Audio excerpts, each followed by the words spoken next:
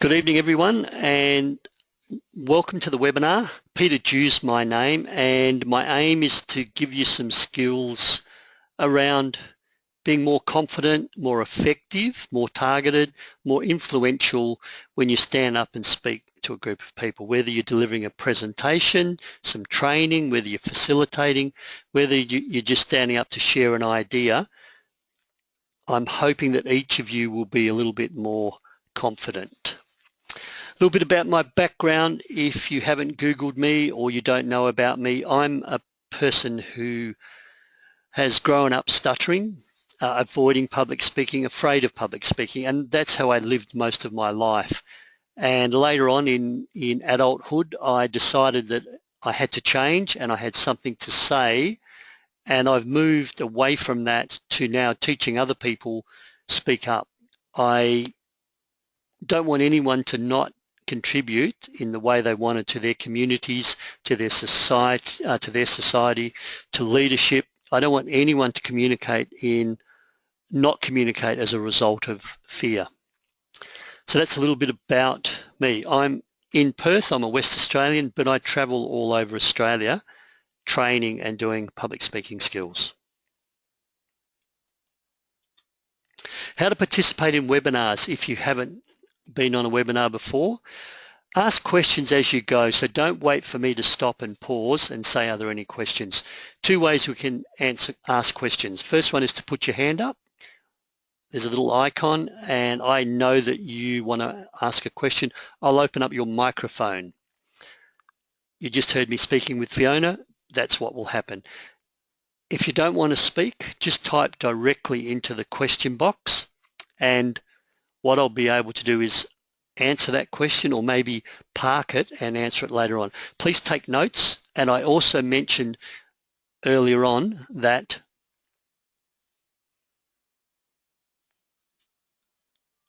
I will be recording this webinar. So if you don't record, if you don't take notes on everything I say, then please just recognize that I can provide you with a recording.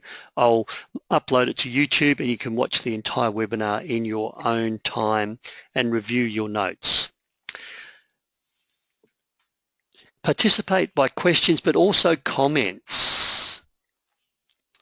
So maybe you've had a situation or you can add to what I'm saying. So not just questions, feel free to put your own view or your own particular comments. And I think most importantly is I want you to think and apply the material that I'm sharing with you.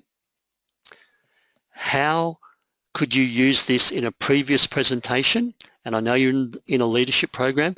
How might you use some of this in your next presentation that you've got coming up in the future? I think it's about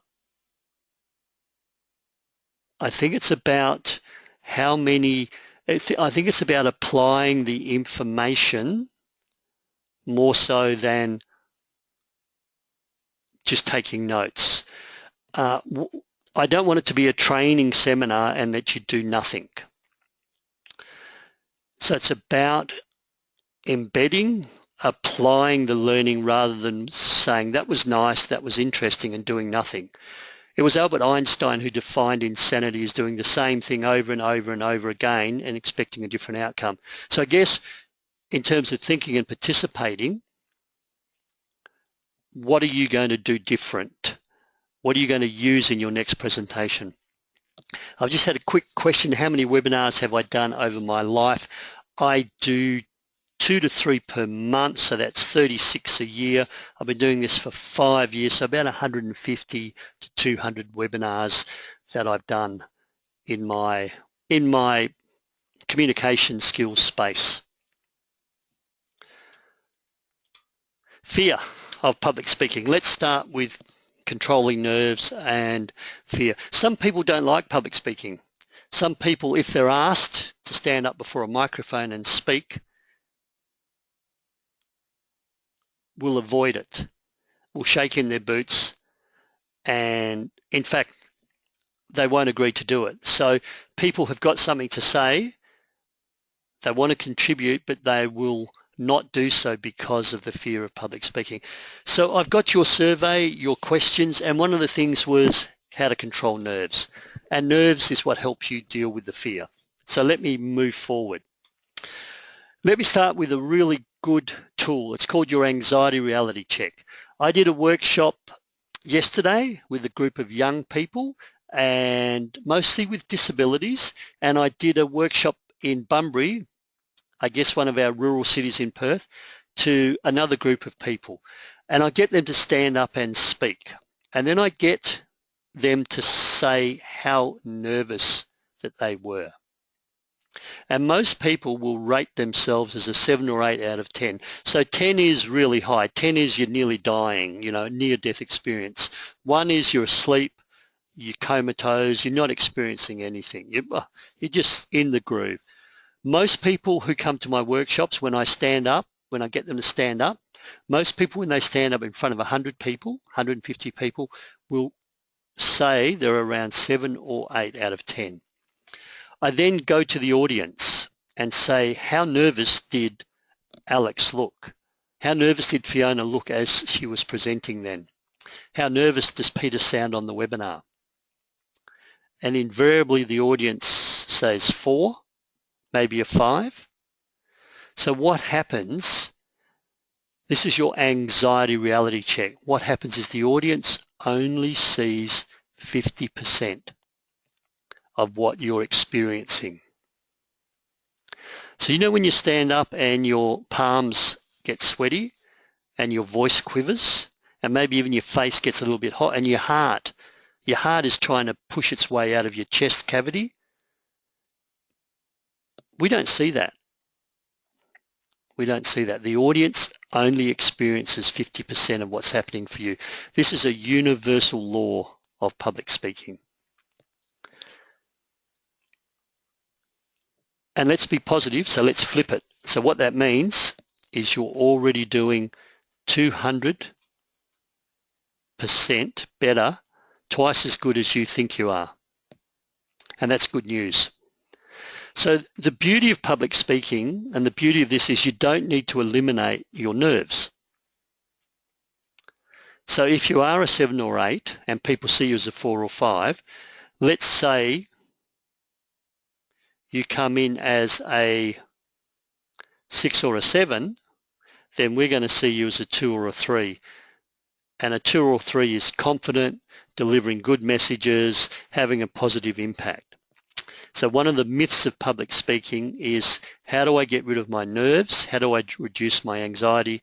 The reality is you may not be able to, and the good news is you do not have to. It's about how can I bring myself down 1 notch on my own anxiety scale, and bearing in mind the audience is already seeing me twice as good as I think they are, as I think I'm doing. Just a quick tip. If you think you've done a really good job, you think you've absolutely nailed the presentation, and the audience thinks that you've sucked, you've sucked.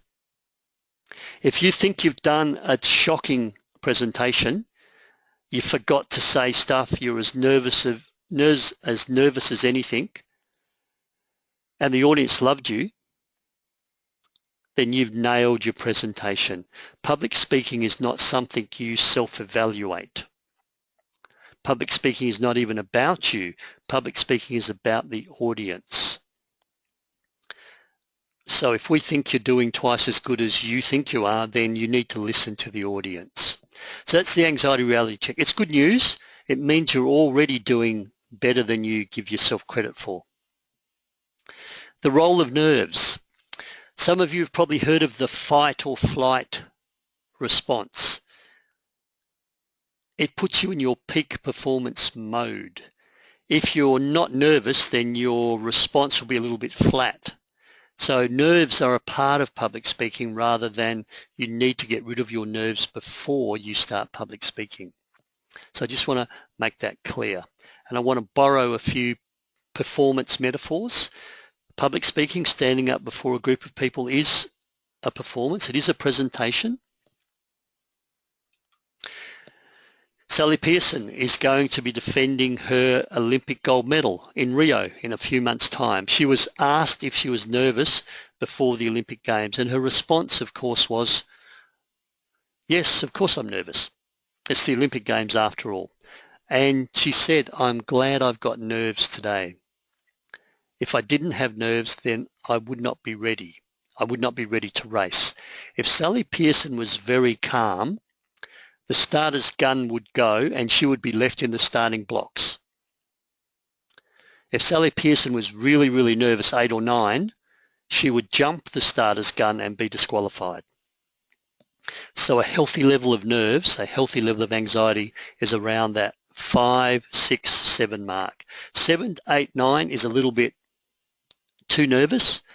You're going to jump the gun, you're going to be disqualified. As soon as you yourself notice that you've got no nerves, you will come across to your audience as being flat, as being uninterested, as being unenergized. So if Sally Pearson's allowed nerves before racing, we're allowed nerves before speaking.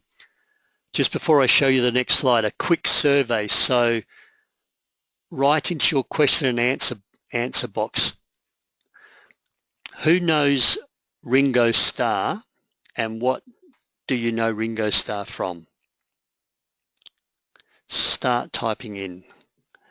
The question is, who of you has heard of Ringo Starr and what do you associate Ringo Starr with? Yes, Joseph, you're spot on. Fiona, you're spot on. Charmaine, you're spot on. I've heard the name, singer and songwriter from the Beatles, spot on. Nathaniel,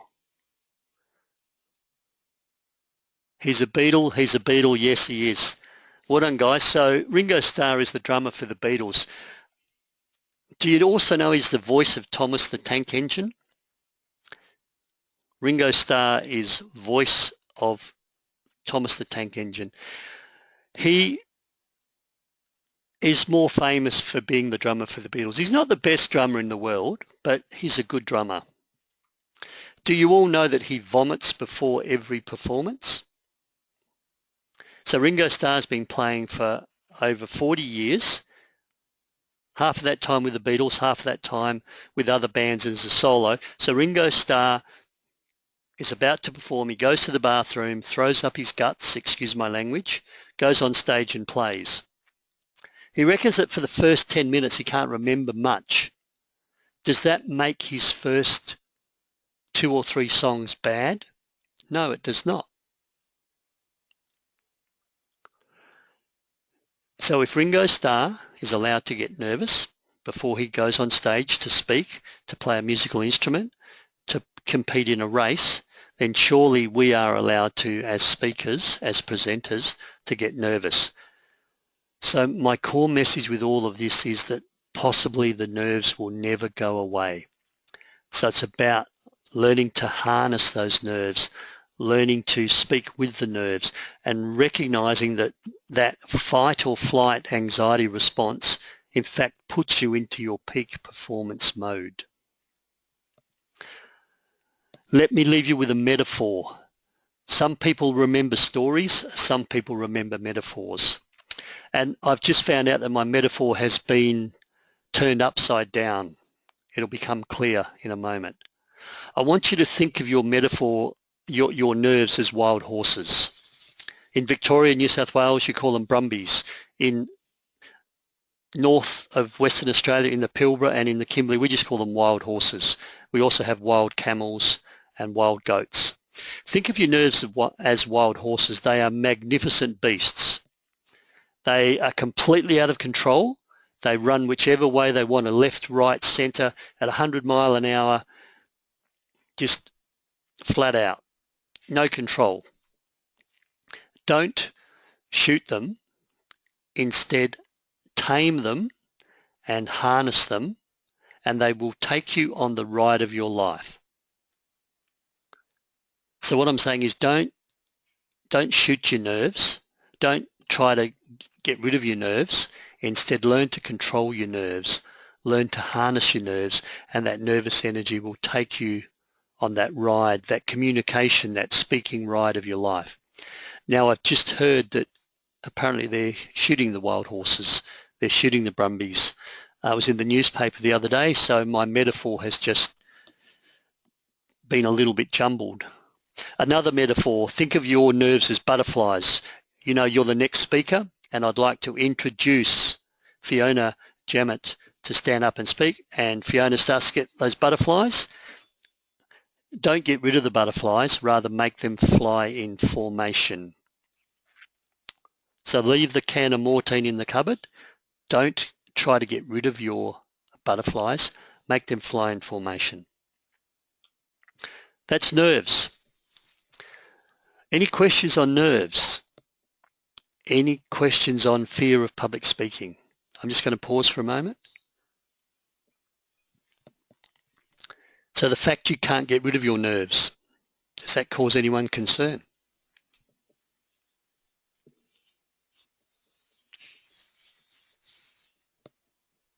No issues around nerves?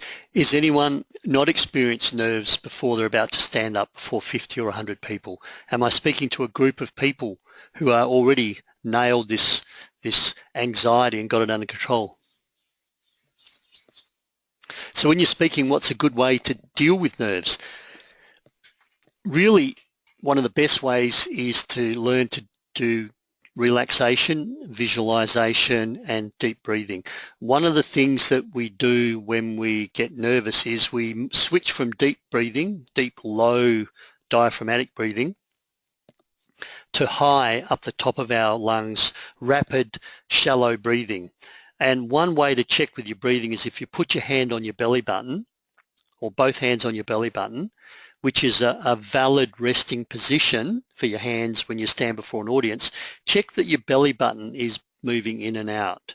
So when you breathe in, your belly button should push out. You're inflating your diaphragm, you're blowing up the balloon as you breathe in. As you exhale, as you breathe out, the hands, the belly button should go in. So if you stand up before a group of people, put your hand on your belly button and it's not moving, what that means, Alex, is you've decided to stop breathing. Sure way, that's a sure way to make sure those nerves keep surfacing, keep being present.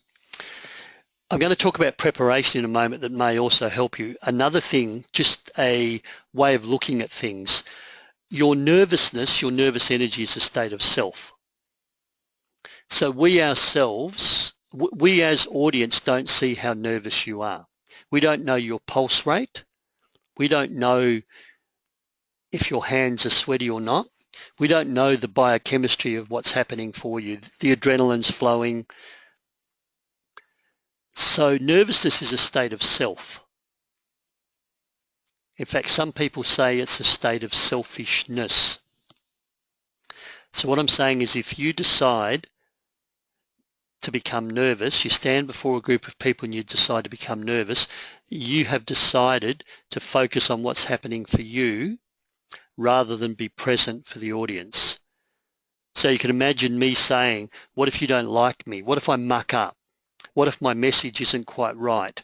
And as I'm running that dialogue and my nervousness, I'm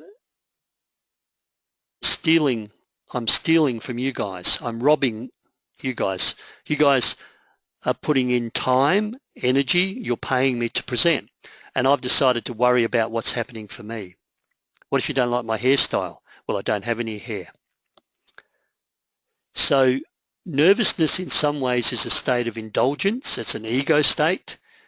You need to put that aside and be 100% present for the audience. They're the two key ways that I deal with nerves.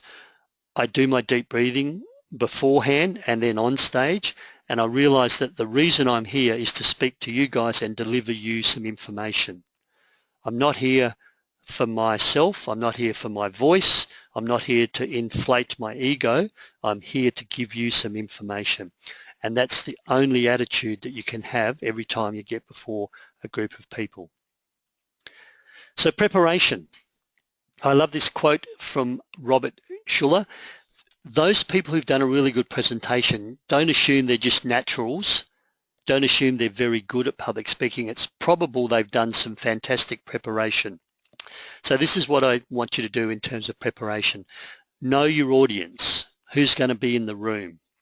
What's their problem? What's their pain point? What are the issues for them? How does your message solve a problem for them? Who are the traditional landowners? Do you have to acknowledge the Dja Dja Wurrung people when you're in Bendigo? Do you have to acknowledge the Yorta Yorta people should you be in Shepparton, or the Wamba Wamba people if you're in Swan Hill?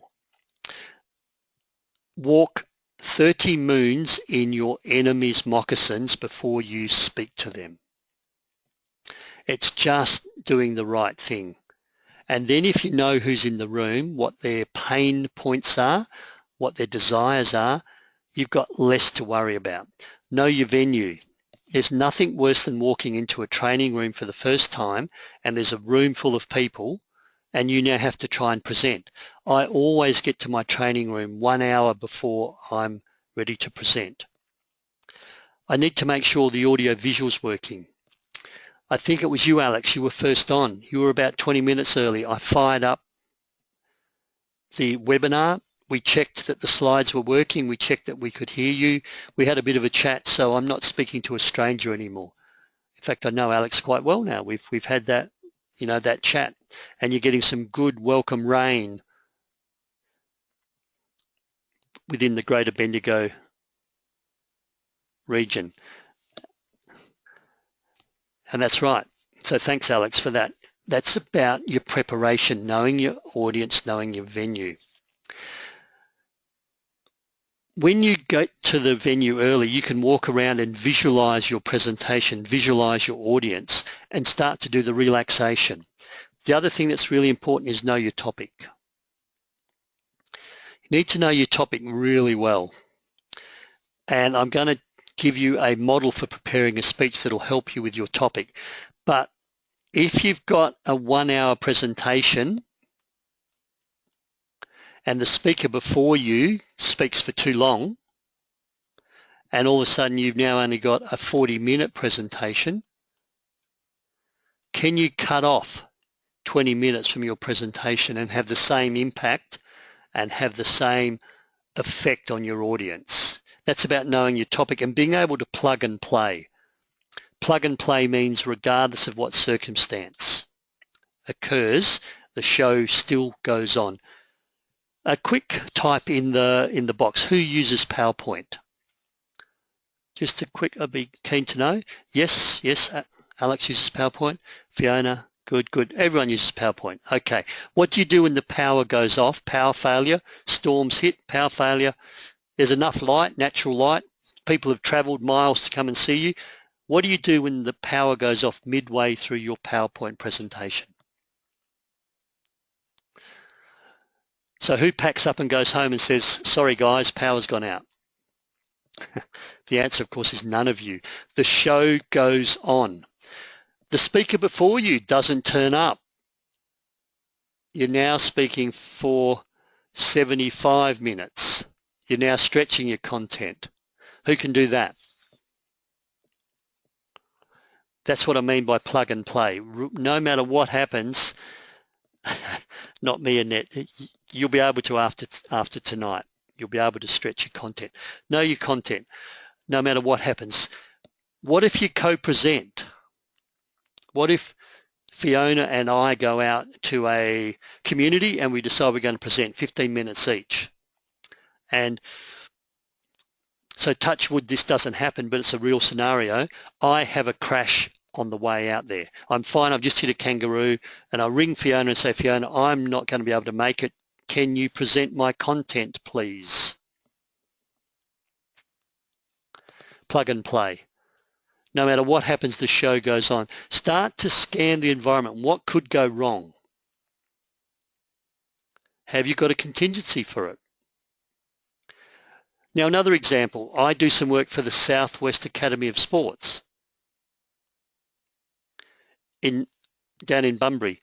So the CEO asked me to come down and speak to some of the young athletes. They're going to win awards, they're going to be captains, they're going to be fairest and best, they're going to have to do media, they're going to play AFL football, They're going to ride in the Tour de France. They're going to play elite women's netball and basketball. So the lady said, Peter, can you come down and train some of the athletes? Sure, no problem. It's what I do. How many people will there be? There'll be about between 8 and 10 people. I drive 2 hours down to Bunbury, a similar city to Bendigo, bit smaller, take 15 copies of my handouts. I turn up at the venue early and the CEO comes across and says, Peter, I do apologise, we've had a stronger response rate than I anticipated. There will be 85 athletes coming to your presentation. Do I now pack up and drive back to Perth and say, sorry, we said 8 to 10 and I'm ready for 15, but 85 is beyond me? No, I've got to be able to adapt your content. So my message here is know your audience inside out, know your venue, walk around the venue, own your venue, know your topic, allow for stretching, allow for condensing, allow for power failures, allow for whatever can go wrong. Adopt the philosophy. If something could go wrong, it probably will go wrong, and more importantly, am I prepared for it? So that's your preparation. I want you to take some risks. So how do you get over your nerves was one of the questions early on. You speak more. You put your hand up more. Public speaking is not an occasional skill. It's not like learning to ride a push bike. It's something you need to do regularly. So one of the things you guys need to do, if this is important, get on your feet once a week.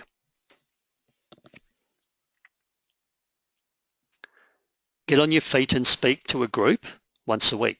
You need to create opportunities, whether it's at school, university, whether you join a Toastmasters public speaking club, a Rostrum public speaking club, whether within your leadership program you make sure everyone stands up rather than sits around the table. Everyone stands up and gives a 5-minute update. I want you to think of public speaking like learning to ride a push bike, and now you're going to compete in a road race between Bendigo and Melbourne and back. And you're going to raise funds for charity. What would you do to make sure you do a good time and raise a lot of money? You would practice every week. You do your best time ever, you ride to Melbourne and you ride back.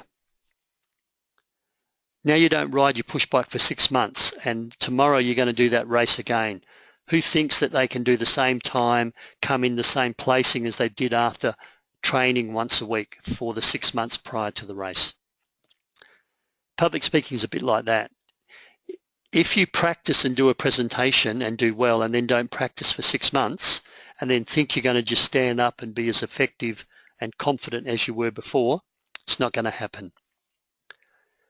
I want you to take some risks. Unlike this poor little fish, if he falls short, he's going to drop down and die. You guys are not putting your life at risk. When you start to speak, you'll find a whole new world, a brighter world, a world where you can contribute in the way that you want it to your communities. This is a leadership program you're on.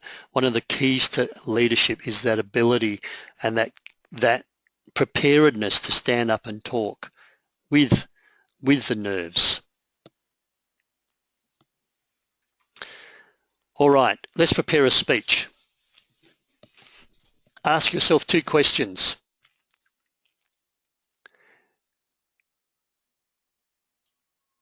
Looks like my screen is paused, so I'm just going to go back and make sure that my screen is up. Did you see this screen? Okay, good, right. Okay, so yeah, I'm just asking you to take some risks.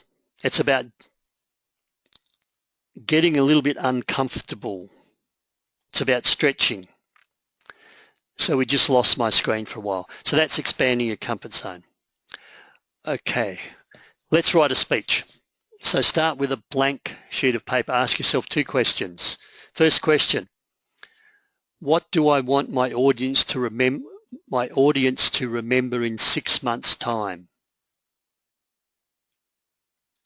So Stacey, after you've spoken to me and I come running up to you in the main street in Bendigo and I say, wow, Stacey, I loved your presentation 6 months ago. I loved, what one thing do you want me to remember? And this applies to everyone on the webinar. What one thing, not what two things, what three things, what four things. What is your core message without a doubt? And we use the word unequivocal. So equivocal means, you know, you'll have a bet either way, 50-50. Unequivocal means there's no doubt. You're absolutely sure of what it is you want people to walk away with. Some people do what we call the scattergun approach. If I say lots of stuff, hopefully something will stick.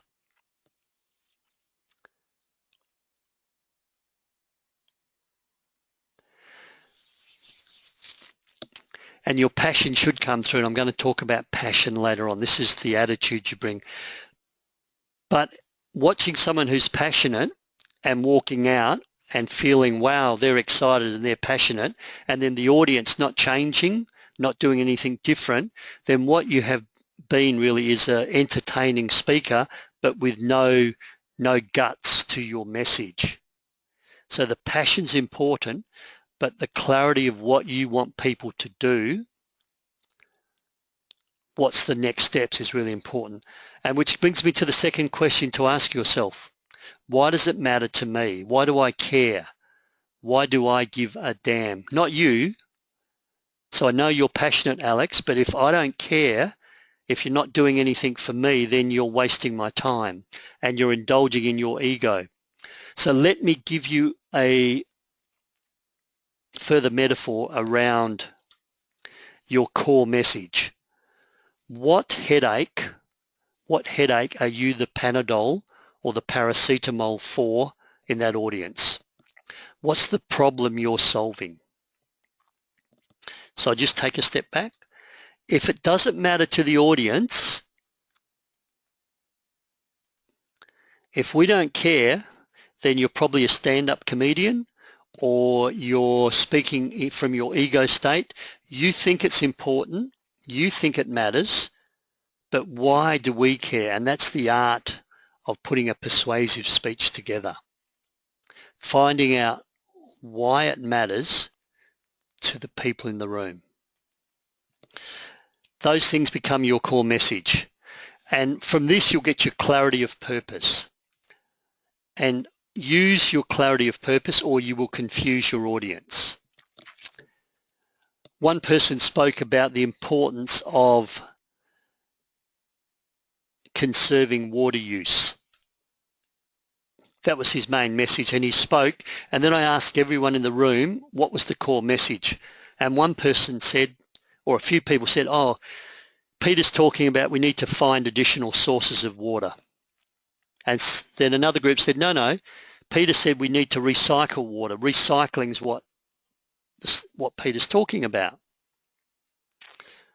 And another group said, no, Peter's not talking about recycling. He mentioned it, but what his main message is, he wants us all to reduce our water usage. Three related topics, but three groups are going to walk away and do different things as a result of my confused or mixed or jumbled messages. So make sure you have clarity of purpose. Now you can start. One of the things was, how do we close? One of your responses to the survey, how do we open and close? Let's start with opening. Rule of primacy, first words matter, first 30 seconds. What I want to know is, why should I keep listening to you? Who reads newspapers? Just type in the box. Who reads magazines? Yes, yep. Who reads every article from front cover to back cover? Daily at school, yep. Who reads no? You don't read. Why? How do you choose? only the ones that have a good title. So do you understand your first 30 seconds is the title of your presentation, and the audience, it's the headline of your newspaper article, and the audience is deciding, I'm going to tune in, I'm going to tune out. Make your first 30 seconds matter. Don't do this. Good afternoon, everybody. My name is Peter Dew, and it's a real pleasure to be here today. Can I get you to turn your mobile phones off? Afternoon tea is at 10:30 in the morning. Lunch is at 12:30. Okay, let's get started. Don't start your presentation like that. You need to start with some statistics, with a quotation, with something attention-grabbing. Let's say I'm talking about the fear of public speaking. This is my opening statement. Mark Twain, the famous American author, Mark Twain said there's two kinds of speakers in the world. Those that are nervous and those that are liars. Good evening, everyone. My name's Peter, and I want to talk to you about overcoming your fear of public speaking. And as you can see from Mark Twain, it could be that you don't get rid of the fear, because he says those people that are not nervous must be liars. And that's good news, because I also believe that most people will speak with nerves. What are you going to start with that grabs attention? I have a friend who works in the area of mental health, mental well-being, and she runs a course called Mental Health First Aid. And she does a lot of work with the mining sector. And you know, the mining sector is really big on safety and training and a lot of induction. So this is how she starts her presentation. So it's not good morning, my name's Peter, or I'm really pleased to be here in Karratha or Tom Price or Port Hedland or Mount Isa. Doesn't start that. This is how she starts her presentation. Who in the room could help their friend if they got bitten by a snake? Everyone puts their hand up. Who in their room could help their friend in the workplace if they broke an arm or broke a leg? Who could administer first aid? Yep, good. Who could help someone if they were a little bit dehydrated because of the warm temperature? Everyone puts their hand up. Who in the room can help their friend if they were depressed or had some other mental health anxiety? No one puts their hand up. Well, you do know that 30% of health issues on mine sites relate to mental ill health and lack of mental well-being. So you can fix up someone's leg, you can treat a snake bite, but you can't help a colleague who has stress or mental ill health. Excuse me. It's the first words that come out of your mouth. How are you going to start your next presentation? To create relevance, to make me sit up and take notice and think, wow, I never knew that. That's also called your opening. So you know a traditional presentation, beginning, middle and end? Well, your beginning just needs to be really powerful. Let's write the ending.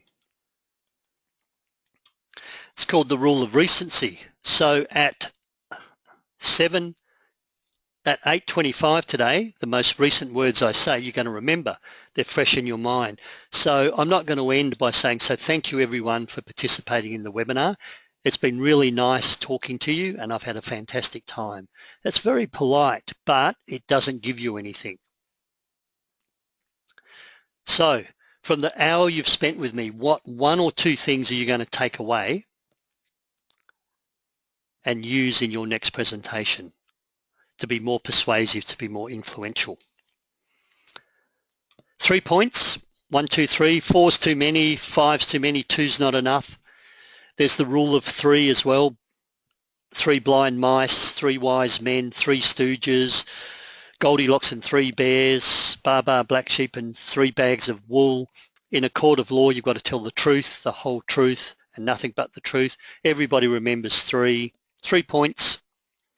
Then I want you to use your stories, your examples, your case studies, those successes you've had, those failures you've had that illustrate a point.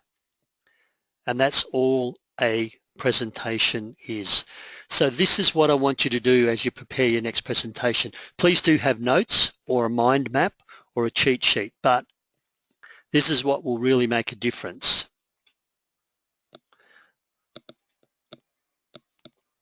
Just hold that question, Alex. Both. Quantity, Alex has asked, do you need evidence and facts or do you need anecdotes and stories? You need both. So just hang on to that one. I want you to learn your 30-second opening. I just shared a couple with you. Mark Twain said there's two kinds of speakers in the world. Those that are nervous and those that are liars. I want you to learn your 30-second conclusion. How are you going to incorporate what you've learned today into your next presentation? You know 3 points. It's not hard to remember 3 points. I want you to collect stories. Build a bank. Build a library of stories. Yeah. So here I've got Sally Pearson. Then I've got Ringo Starr.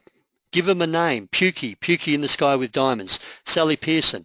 Here I've got wild horses, Brumbies. Here I've got butterflies. Nerves are like butterflies. Here I've got my anxiety reality check. I don't need to remember those. I can speak to you for 5 minutes about Ringo Starr. I can speak to you about 5 minutes about Sally Pearson and the Olympics. I can speak to you about 2 or 3 minutes about the metaphor of the wild horses. Don't shoot them. I can talk to you about butterflies. Now, build your stories for each point.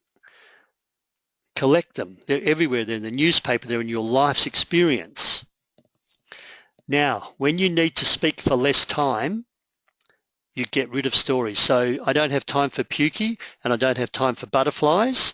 You're a group of Victorians. I'm going to talk about Sally Pearson, an Australian athlete, and I'm going to talk about Brumbies, wild horses. That's the only 2 points that I'm going to use to illustrate that nerves may never go away. Nerves are a part of public speaking.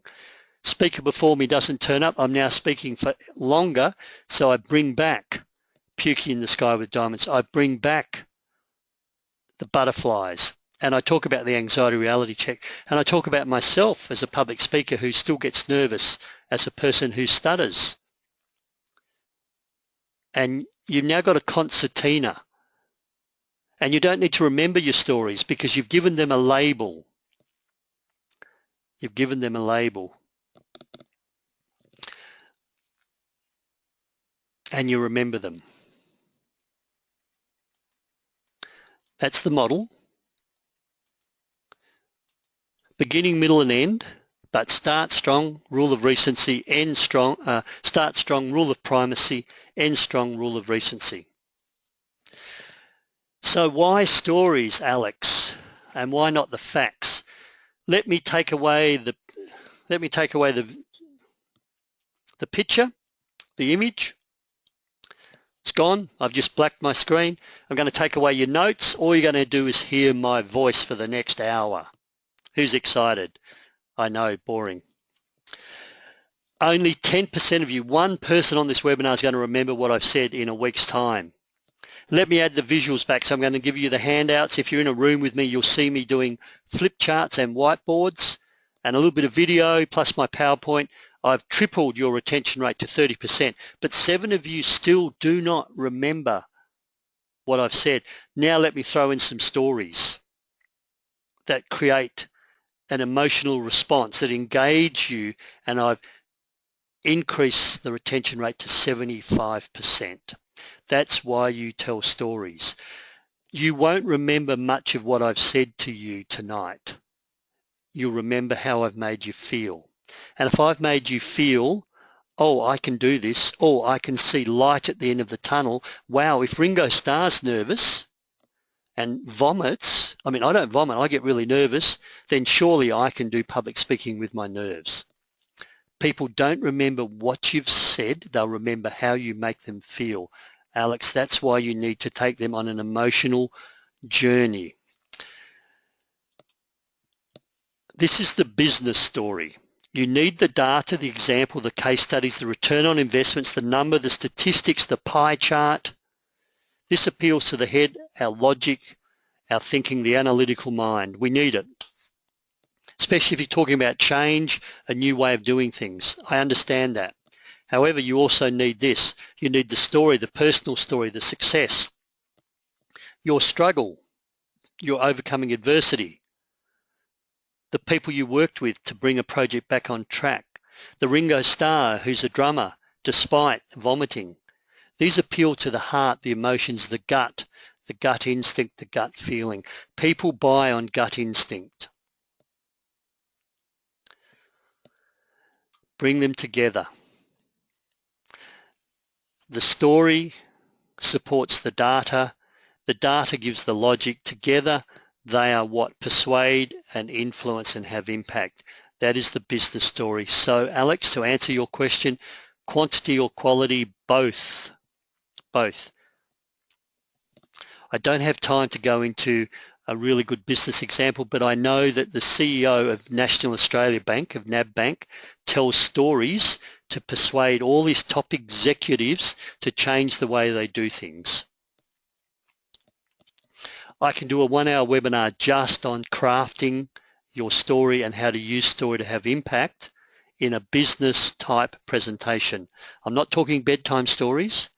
I'm not talking just story for the sake of entertainment. I'm talking stories to have impact. Steve Jobs used to tell stories all the time to influence his technical people to his way of thinking. Because they didn't get his logic, he had to tell them a story because Steve Jobs wanted things done in a particular way. Some of you wanted to know, how do you connect? Well, and how do you keep people engaged? It's important to connect. This comes from Harvard Business Review. So don't worry about perfection. You'll notice in my preparation, I said look at your audience, look at your venue and know your topic. I didn't say spend hours and hours and hours writing at your word processor, doing a perfect script. Guys, public speaking is not writing a best-selling novel. Make a few mistakes, have a few stutters, put your foot in your mouth. Be honest, be authentic, connect with the audience, be real, be vulnerable. Give them something they want, solve their headaches, their pains, and they'll love you. Now, should you stand upright, put your shoulders back, pump your chest out, put a plum in your mouth and speak 100% perfectly, in fact, not make one mistake. Use the Queen's English so superbly that they must think, wow, what an amazing, magnificent speaker. Perfection, but you might have no impact, guys. So I'm allowing you to muck up, to have a bit of a brain drain, and in my case, to have a few stutters. Connect with your audience, be honest, be authentic, and you'll have the greatest impact. Why?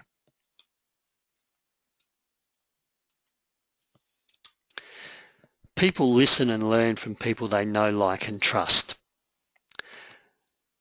So with your data and with your facts, please don't start by saying, thank you for coming, this is what I want you to do, and then teach people the 4-step process to financial freedom, to environmental responsibility. Because I'm going to say, but hang on a minute, Alex, who are you? You haven't even taken the time to share a little bit of yourself, to connect. So make sure in your presentation that you reveal some of your vulnerability, some of who you are, before you get into the hard lessons. A couple of strategies to do that. Conviction, and I use an acronym. Another way to present without notes is to use something you can remember. I can remember communicate with care. It's really quite easy. It's almost cheating, actually. Communicate with care. Conviction, attitude, responsibility, and energy. Conviction. Do you believe in what you're saying?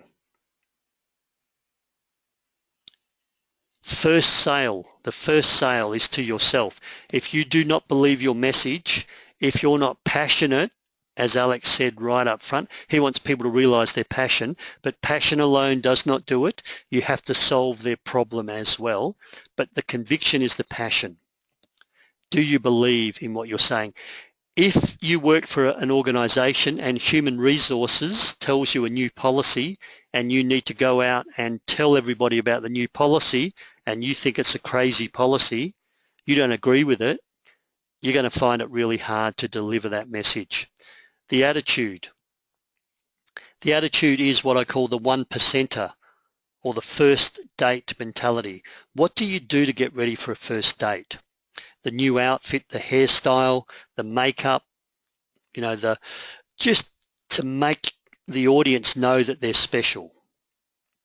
And the attitude that goes with that is that right now at 5:30 p.m, 6:20 p.m. in Perth, there is no place that I would rather be than on this webinar with you guys. No place in the world. Not on a Greek island, not in Bali. Right now, this is where I want to be. Responsibility. Guys, as you move on to your career, into your careers, and I work a lot with human services, with disability, with health, public speaking is how you change people's lives. My friend that talks about mental health well-being within the mining site, suicide is really high in the mining site, in the fly-in, fly-out sector of the Australian workforce. It's really stressful work. If she does a presentation about mental health first aid and one person gets it and recognises something in a friend or a colleague and intervenes, you've just saved someone's life. Responsibility. I don't take this hour with you lightly. I take this hour with you with great responsibility. I'm hoping I'm encouraging all of you, despite your nerves, despite your fear, to get out there and share your passion, your knowledge, your passion for leadership, your passion for your communities. And the last one is the energy. It's really quite simple. Don't come in too low. Good afternoon. Right, you've got me for an hour. Really, I'm really thrilled to bits to be here, guys. Right, I guess I better move on. Don't come in too low, please, and don't come in too high. Don't jump up and down and become an evangelical American preacher, or you will lose the audience. How do you know what energy level? Walk 30 moons in your enemy's moccasins, i.e. walk 1,000 steps in your audience's footsteps, and come in at them as the energy level of the room. How do you know the energy level of the room? Arrive early, shake people's hands, talk to them like I did with Alex. That's how you communicate with care. Just a moment, we've got 5 minutes. I'm hoping you've got a couple of things that you've taken away so far. What I like people to do is to pick 1 or 2 things that are most valuable to you and practice them for 3 months. Please do not do information overload. Do not try and do so many different things that you're cognitively overloaded. Your brain is just full. Feel free in the question box, in the dialogue box, what is one thing you're going to do? Remember I said about Albert Einstein? Insanity is doing the same thing over and over again. So you've been with me for 55 minutes. If you do nothing differently, then you're going to keep getting the same outcome. One thing, will it be more preparation? Will you bring passion into your presentation? Will you communicate with care?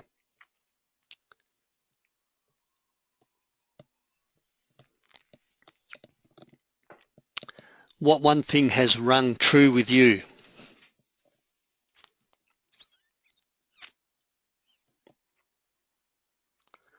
Create opportunities. So get out of your comfort zone. How do you create opportunities? One of the things in rural cities is you will have Apex clubs, Lions clubs, Rotary clubs, Probus clubs. They're always looking for guest speakers. They love young people as guest speakers. Volunteer to speak at one of their breakfast meetings or one of their dinner meetings. You'll get a free meal. You'll get introduced. You might have to speak for 5 minutes. You might have to speak for 10 minutes. Start collecting your stories. Good. Build that bank of stories. And one of the things with your stories, because I work in a wide range of fields, I'll have stories that lend themselves to people within the disability field. I will have stories that lend themselves to people within the health sector. And I have other stories that work well with the mining and the oil and gas sector. So with my stories, I will write them in a different colour on my mind map. And I use Brumbies when I speak with Victorians. I use wild horses when I speak to West Australians. Be the audience, connect to what they want, get to walk in their footsteps and relax and enjoy your presentation. Great. So practice those things, do them for about 3 months, then feel free to grab the next thing you want to do and then work on that. There was a couple of people that want to know about pausing and also eliminating ums and ahs. Pause allows you to breathe. We spoke about relaxation and deep breathing already. It allows you to think. Do you guys know that you have got no idea what I'm going to say next? You don't know what words are going to come out of my mouth next, and nor do I. And if I pause and say nothing, that sounds more intelligent than look, I've just lost, sorry, I'm not quite. Pause does a better job. So it replaces ums and ahs and other filler words. Let me take pausing to another level for you. Let me really share some of the power of the pause.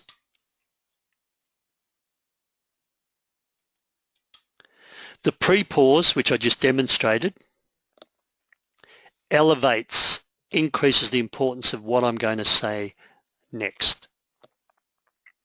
Does that make sense? The post-pause gives the audience time to assimilate in what has just been said. We've got about 2 or 3 minutes to go. Are there any last questions that you would like to ask me about?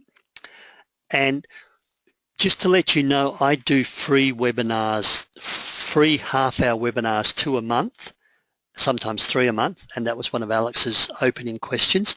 And on the 16th of May, so Monday, I'm doing a half-hour workshop on how to prime your audience. What do I mean by prime your audience? You know when you go to the movie theaters and you can smell popcorn? You walk into the movie theater and there's that smell of hot popcorn. That's priming your audience. So how do you get your audience so when they walk into your seminar, into your training room, that they're ready, they're salivating for what you've got? So that's just a half-hour webinar. If you can't attend, log on, register, and once again, I can send you the recording later on. So no last questions? Everyone seems to be silent. Copy of my slides. So Stacey, you have a choice. When you get the webinar recording, you can fast forward the YouTube and you can see the slides and hear my voice. If you don't want my voice and you just want the PowerPoint slides, send me an email and I'm quite happy to send you just the PowerPoint slides as well as the video recording.